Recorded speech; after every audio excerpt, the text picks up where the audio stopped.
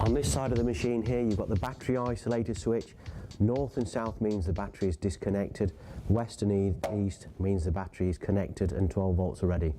Got an ignition key there. It's only got one position, which is energize the circuits. Always turn the battery off when you're not using the machine. We've also got the operator's manual box on the side here. And at this point you've also got a high up lashing down point or lifting point and a low down lashing point or lifting point. Underneath the machine, this side's well protected.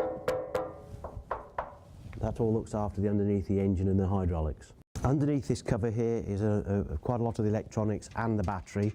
Just 2 bolts to undo it. The grease nipples are on top of the hinge. Grease those once a year just to make sure that it doesn't get hinge bound and stay stuck shut. Inside here we've got the back of the isolator, a junction box, some fuses and the battery.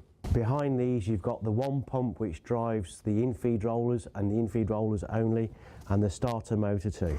To remove the bonnet you've got 3 spring clips, 2 on the front and 1 at the back, and lift the bonnet up and away. This is about the only micro switch on the machine. This is a bonnet micro switch. It's one of the protection devices.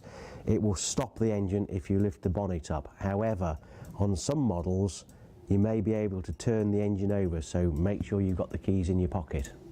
Here we have the Kubota engine, 45 horsepower, normally aspirated 4-cylinder diesel, works on red or white diesel. Being water cooled, you've got to have water and antifreeze mix in the radiator and airflow through the radiator.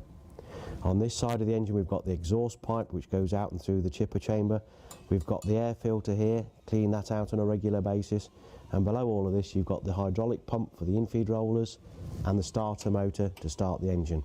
Alternator at the front there.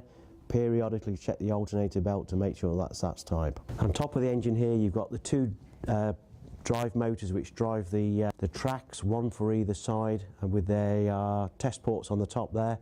They've got an electric clutch in front of them, and so they're only turning around when you are in track mode. You've got the drive belts there for it.